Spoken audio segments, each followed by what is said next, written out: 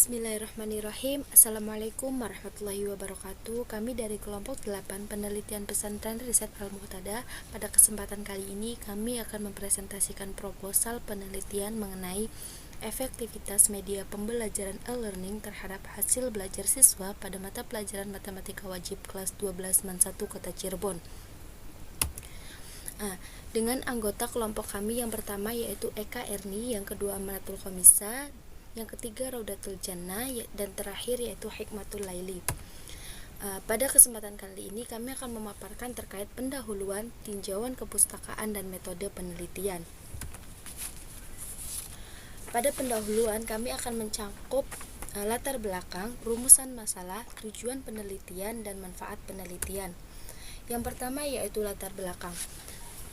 Penelitian ini dilatar belakangi adanya pandemi COVID-19 yang kini menjadi permasalahan yang dialami seluruh negara di dunia. Pandemi COVID-19 sangat berdampak di seluruh bidang dalam kehidupan, di antaranya adalah di bidang politik, ekonomi, sosial, budaya, pertahanan, dan keamanan, serta kesejahteraan masyarakat Indonesia, termasuk juga berdampak pada aspek pendidikan. Adanya pandemi ini melahirkan kebijakan-kebijakan baru terkait Surat Edaran Nomor 2 Tahun 2020 tentang pencegahan dan penanganan COVID-19 di lingkungan Kemendikbud, serta Surat Edaran Nomor 3 Tahun 2020 pencegahan COVID-19 pada satuan pendidikan. Pemerintah menetapkan kebijakan untuk pembelajaran dilakukan di rumah masing-masing dengan melaksanakan pembelajaran daring atau dalam jaringan selama masa pandemi COVID-19 agar mengurangi laju pertumbuhan sebaran COVID-19. Yang pada kenyataannya pelaksanaan pembelajaran matematika pada masa pandemi masih kurang efektif. Keadaan seperti sekarang ini, daring menjadi salah satunya alternatif untuk mendapatkan ilmu, untuk meminimalisir adanya pertemuan orang dalam jumlah yang besar. Maka proses belajar mengajar tetap dapat dilakukan secara jarak jauh dengan online sebagai media belajar. Kegiatan belajar secara tatap muka dan daring menyebabkan pemahaman siswa yang berbeda-beda. Secara tatap muka, siswa dengan mudah menanyakan materi yang belum dipahami kepada guru, dan guru menjelaskan langsung materi tersebut. Sedangkan pada yang secara daring atau online, siswa bertanya melalui media WhatsApp, sedangkan guru tidak dengan tanggap menjawab pertanyaan tersebut. Oleh karena itu, diperlukan suatu metode yang akan membuat interaksi antar siswa dan guru berjalan secara efektif dan efisien, serta diharapkan dengan adanya interaksi tersebut akan berpengaruh baik pula terhadap pemahaman dan perkembangan siswa. Berdasarkan latar belakang yang tadi dipaparkan, rumusan masalah yang kita angkat yang pertama yaitu bagaimana kendala siswa kelas 12 MAN 1 Kota Cirebon dalam pembelajaran matematika wajib materi geometri. Yang kedua yaitu bagaimana efektivitas media pembelajaran e-learning terhadap hasil belajar siswa pada mata pelajaran matematika wajib materi geometri kelas 12 MAN 1 Cirebon. Tujuan penelitian ini yang pertama yaitu untuk mendeskripsikan kendala siswa kelas 12 MAN 1 Cirebon dalam pembelajaran matematika wajib materi geometri, untuk mengonstruksikan efektivitas media pembelajaran e-learning terhadap hasil belajar siswa pada mata pelajaran matematika wajib materi geometri kelas 12 MAN 1 Kota Cirebon. Adapun manfaat penelitian yang kami peroleh yaitu ada dua, yaitu secara teoritis dan secara praktis. Secara teoritis, kami berharap agar penelitian ini dapat menambah wawasan dan dapat menjadi sumbangsi ilmiah, sekaligus menjadi referensi untuk peneliti-peneliti selanjutnya. Secara praktis itu dapat diterapkan kepada peneliti, masyarakat, dan lembaga pendidikan.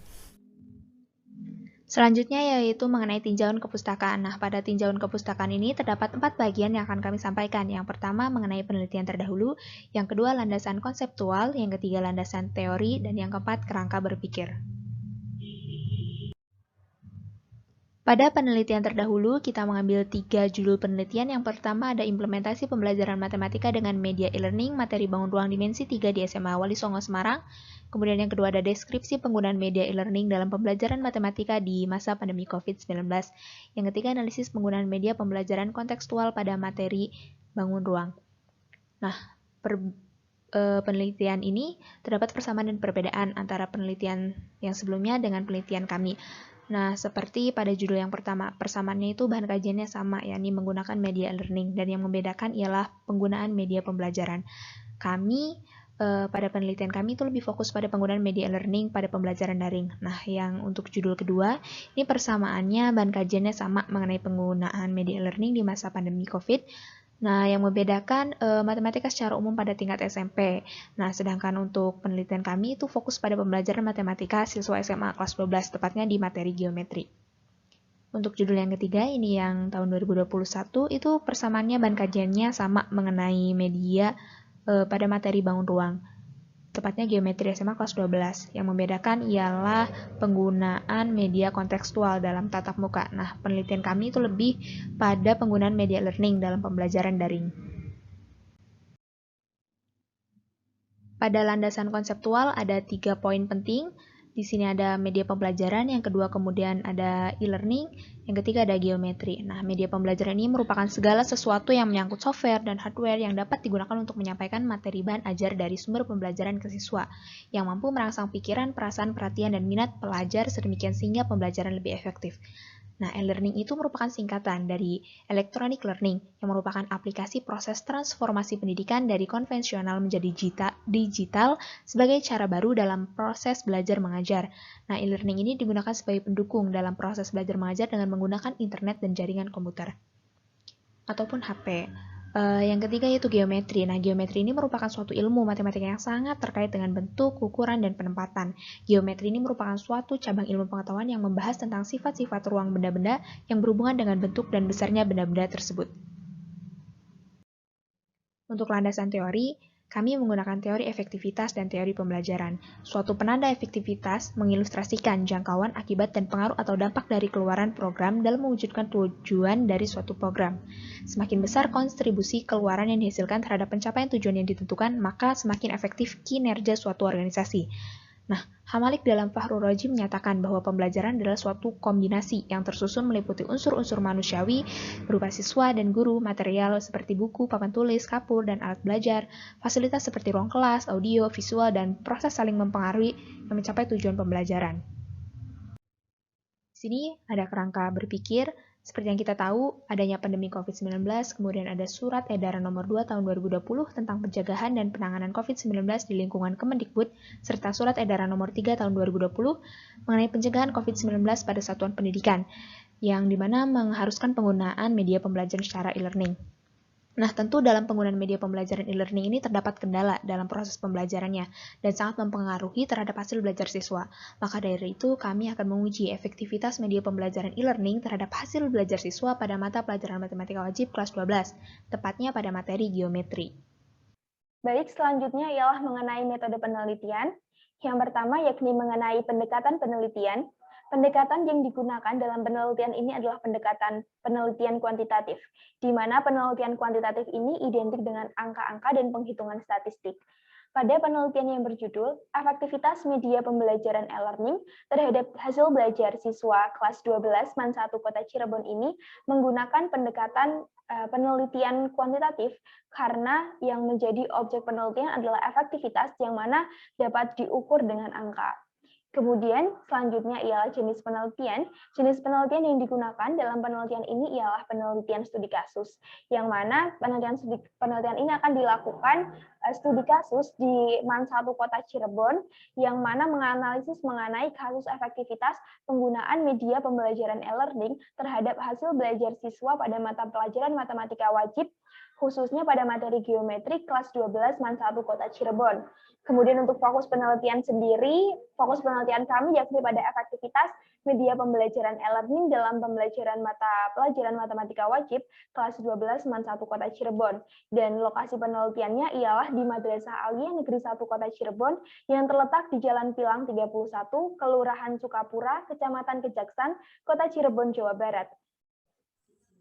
Selanjutnya adalah sumber data. Sumber data yang akan kami gunakan pada penelitian ini meliputi data primer dan data sekunder. Data primer akan kami peroleh melalui wawancara atau melalui data yang secara langsung diperoleh tanpa melalui file. Kemudian data sekunder akan kami peroleh melalui dokumentasi yang ada, kemudian jurnal, buku, dan segala sesuatu file yang berhubungan dengan penelitian. Kemudian teknik pengumpulan data. Teknik pengumpulan data merupakan suatu teknik untuk bagaimana kita mengumpulkan data. Yang pertama, kita menggunakan observasi. Kita akan melakukan observasi secara langsung, terjun ke lapangan penelitian. Kemudian menggunakan kuesioner, kita akan menyebar beberapa kuesioner ke siswa kelas 12 yang bersangkutan. Kemudian kita juga akan melakukan wawancara dengan beberapa narasumber, yaitu seperti guru matematika di MAN 1 Kota Cirebon dan juga beberapa siswa kelas 12. Selanjutnya yaitu kita juga akan menggunakan dokumentasi. Nah, selanjutnya adalah validitas data, yang mana validitas data merupakan langkah dalam metode penelitian yang digunakan untuk menguji suatu keabsahan atau kebenaran data yang diperoleh dari penelitian lapangan. Nah, dalam tahap validitas data, peneliti melakukan uji validitas data atau meng-cross-check kembali data-data yang diperoleh. Nah, di sini ada validitas data konstruksi, isi, dan eksternal. Validitas konstruksi merupakan suatu konsep yang akan diteliti, sebaiknya dapat diuraikan dengan jelas kerangka validnya. Setelah mengetahui konsep yang akan diteliti, peneliti dapat menyusun tolak ukur operasional dari suatu konsep yang akan diteliti. Selanjutnya adalah validitas isi, yang mana merupakan suatu pengukur yang berfungsi untuk mengetahui sejauh mana isi alat pengukur tersebut mewakili semua aspek yang dianggap sebagai aspek suatu konsep yang akan diteliti. Selanjutnya adalah validitas data eksternal, merupakan validitas yang diperoleh dengan cara mengkorelasikan alat pengukur yang baru dengan tolak ukur eksternal berupa alat ukur yang sudah valid. Nah, selanjutnya adalah analisis data. Analisis data yang kami gunakan ada dua, yaitu setelah kita memperoleh data, kita akan menganalisis data.